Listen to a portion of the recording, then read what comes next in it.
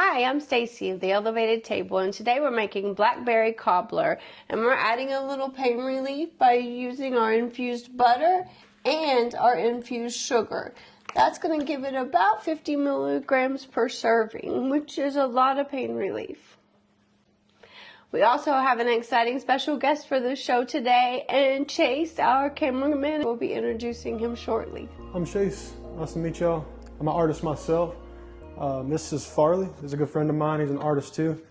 We got some real cool stories to talk about. We've done a lot together. I wanted to really bring him in to kind of introduce this, showing how we're a collaborative platform as well.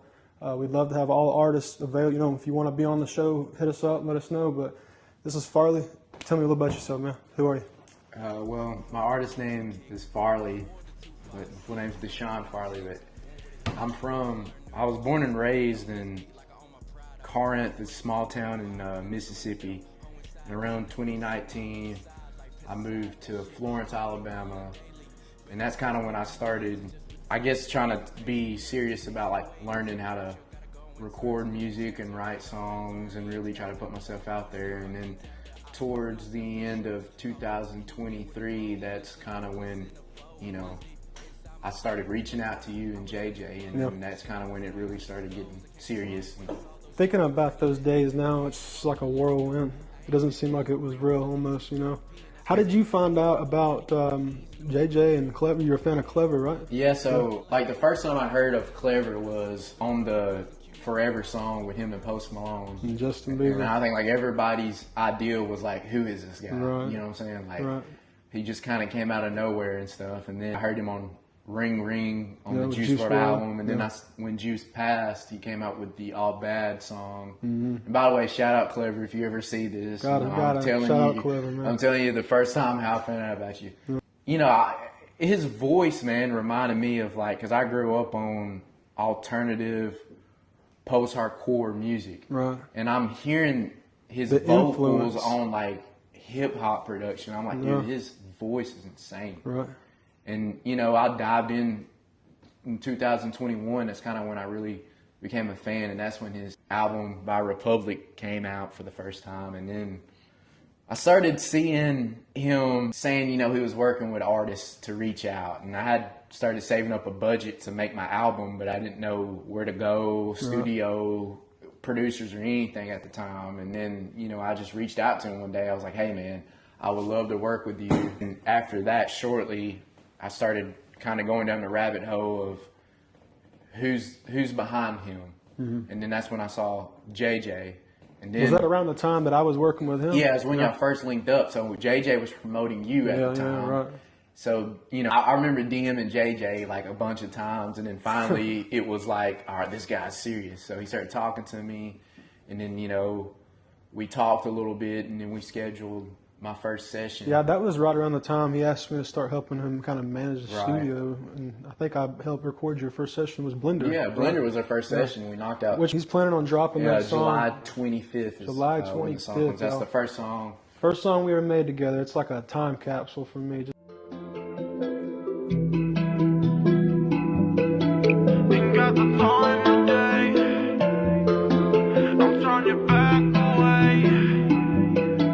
What is my purpose? The searching for peace of mind, been burning bridges.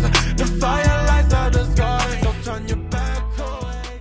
It takes me back, you know, but I'm excited for it to finally be out. Where's all your music? Where can we find it? You can find it on every streaming platform, you know, YouTube, Spotify, YouTube Music, iTunes, Apple Music. It's pretty much distributed on. My artist name is Farley on all platforms. You know, hopefully in the future I'll have more music videos and things. Speaking of a first session was when I started on the album. Yeah, the album is something that I pretty much felt like I've been writing my entire life, which in the future I hope it sees a light of day. But yeah, that's something I was really bragging about you too as an artist. Is like I respect your music a lot because you got a story to tell. You know, you're not like all these other people. You really are talking about what is real and what you have gone through, telling your story, and that is what's going to leave a legacy, you know. And I'll say that to you, man. You talk about that person, like, you're doing everything right, man. Just keep doing it. The right people are going to hear it. Yeah, I mean, it took at least a year, I would say, until I was like you know, I think it might have been February or March when I came and did those last 2 songs for the album, but it took at least a year and a half to make it. Yeah. I mean, that's just a journey to me. I mean, just throughout the months, just going up there and doing it. And The album's still not released, right? no, it's just When you planning to release it, dude? Come on. I want to set? release this next EP, and then hopefully Go by from the there. end of the year, we'll start seeing some things from the album. It's just building that catalog and Right. trying to build an audience. Yeah, Trying to being an get it. independent artist, that is tough. You know, like we don't have anybody backing us. It's all us. It's all us. our It takes a lot. It legwork, takes a lot you of time because you don't have people giving you a budget, Right. and you don't have a PR team. You don't have a manager. It's a lot that goes into it. A lot of behind the scenes that you see. A lot of the big artists, they have a whole team. You know, they have Teams. They have a street team, an A&R representative, and they get a budget to where they can go to a studio out of town and sleep in a hotel for free. So it's just kind of easy for them. With us, it takes a lifetime to write one song. It seems like produce it and really say it's finished. So Yeah, when you got 20 songwriters on a song, it's easy. it is easy. It's like a factory almost. It is a factory. It is. It's how it works, you know. But it's just about making art and being genuine about it, you know, telling your story, and that's for the art. That is, So- that's the best thing about. But I think we're gonna move on. Stacy's gonna make us some BlackBerry cobbler. I don't know. We'll see how it turns out. All right, for our blackberry cobbler, we've got 4 cups of blackberries. We're gonna pour our melted butter right over the top of them. And then we're gonna add some sugar and a little bit of cornstarch. And we'll stir that up. Deja, why don't you tell me a little bit about yourself? Tell me where you grew up.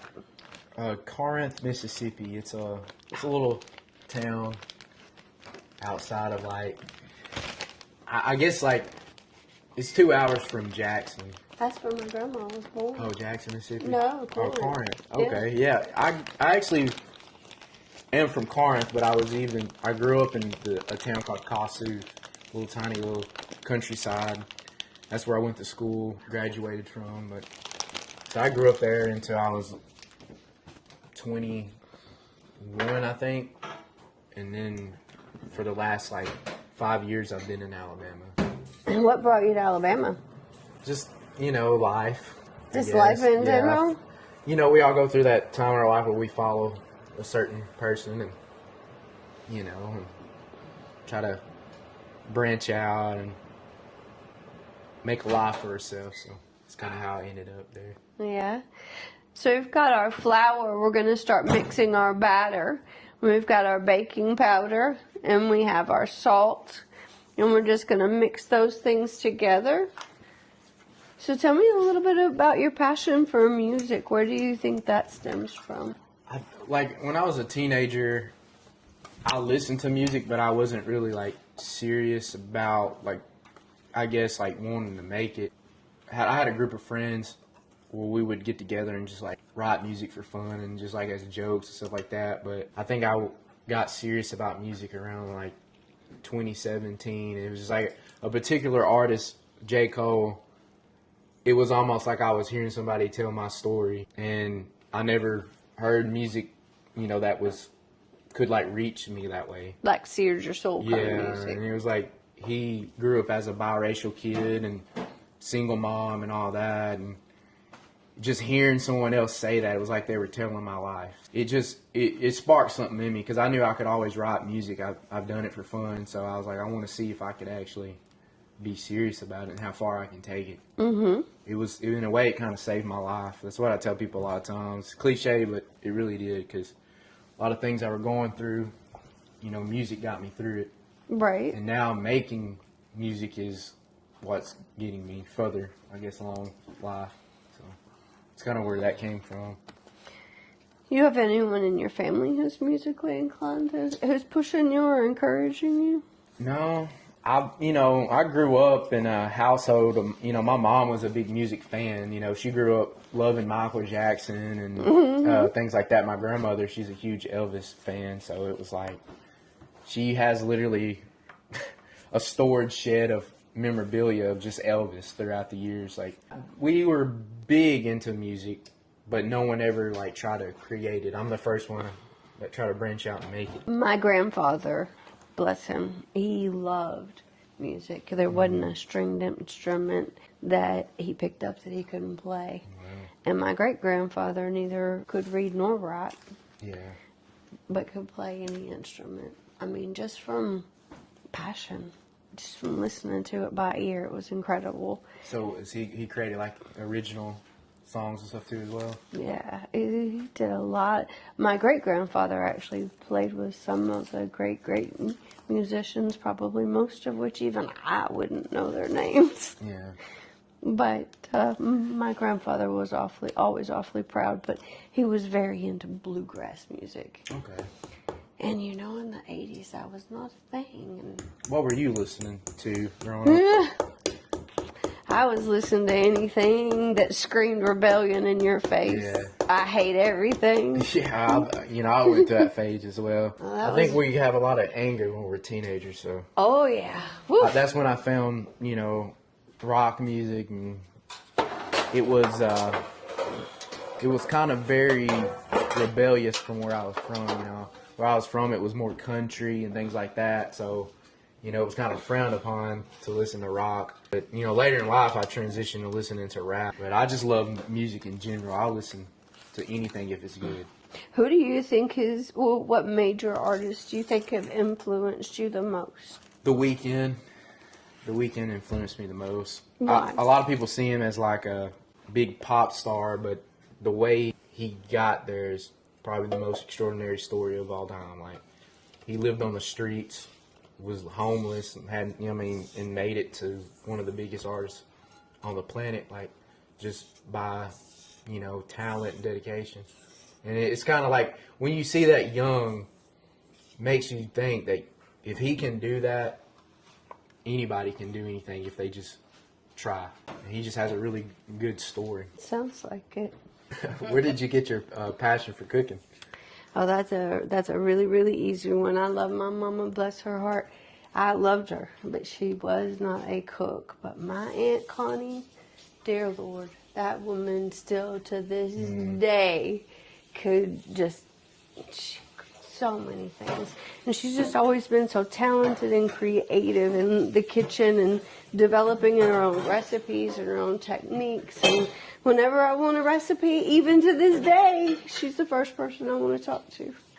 But I was a military wife for 22 years and a very, very, very young mom. I was only 18 when I had my daughter. And so we left the country and moved to Germany. Oh, wow. It's the very first time I had ever been on an airplane, been away from my parents. I mean, it was crazy.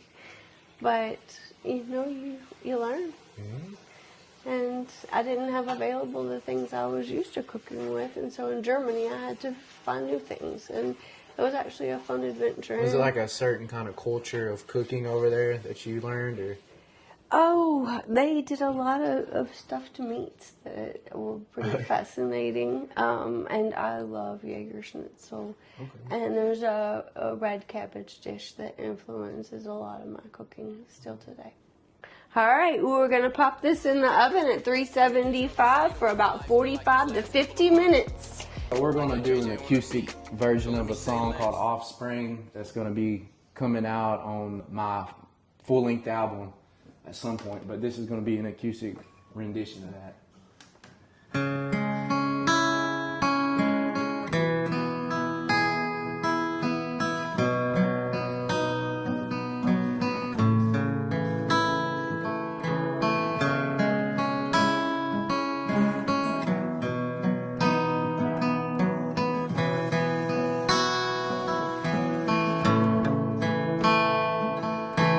Fill a void, lighting up the smoke, passing through his lungs, paranoid. Anytime he thought he got his head stung, only way that he ever thought that he could fix his life with a drink. Then it got him going, beating on his wife.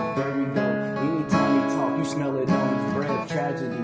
Then he had to go and drink himself to death. There I go, one up in the world up on the top rope. And then I go, packing up my bags because all I know is a legend.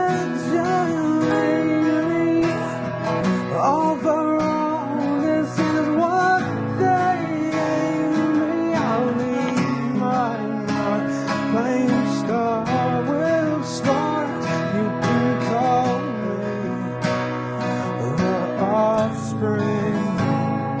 The offspring. grew up without a father, I guess you'll go figure. Grew up black and white, but I was still called a nigga. Never been on the road, toting poles or pulling triggers. I know the family members that was found disfigured. Generational pain built inside of my veins. I probably am insane, but I still take pride within my last name. Grew up on that Bible belt. Frustration, persuasion, the only shit I ever felt. I'm the last of the Mohicans, no heat seeking with beacons. Save the souls that's leaking with all the words he's speaking. Life is never fair for them folks on welfare. And when Willie has his problems, guess I got my fair share too. All I know is a legend. Overall, this is what they gave me. I'll leave my heart flame star with sparks. You can call me the offspring. The offspring. The offspring. The offspring.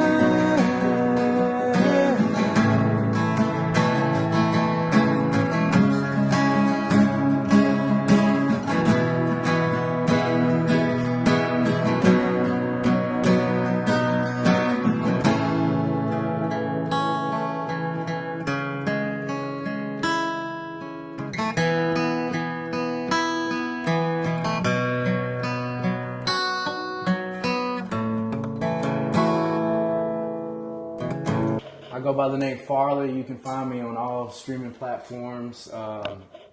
Farley Art on Instagram, Farley on any other social media platform or whatever. But I've got an EP out.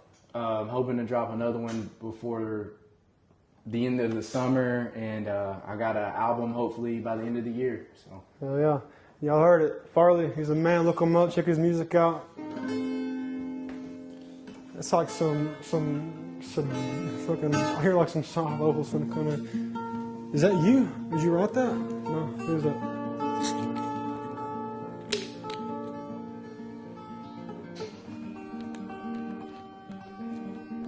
Tell me about this guitar. It's a Washburn. It's the first Washburn I ever had. The story, I went into a guitar shop, and I originally wanted a solid black one. Yeah. I think the white fits though. That's pretty hard. Or am I being interviewed right now? What are you talking about? Okay, I just wonder. Because I'll tell you. There is no camera. We don't even know what you're talking about. Anyway, I was wanting a solid. I'm trying to find the cameras. I don't see any. I wanted a solid black because my dream guitar is the Johnny Cash signature Martin they have, which I actually found one. But that shit's probably when I saw this one, bro, it was just like, I don't know. It was the first time I was like, I'm definitely gonna get it. It's pretty dope. Yeah, I like and then that color. A good friend of mine gave me this capo, and the wood goes with the Pops. the brown that was already in it. So Oh, I like that. guitar shop Shop. out of Florence. He said it was an artist came in there, and the artist she said that she's a vocalist and she's not really. She's not using it no more.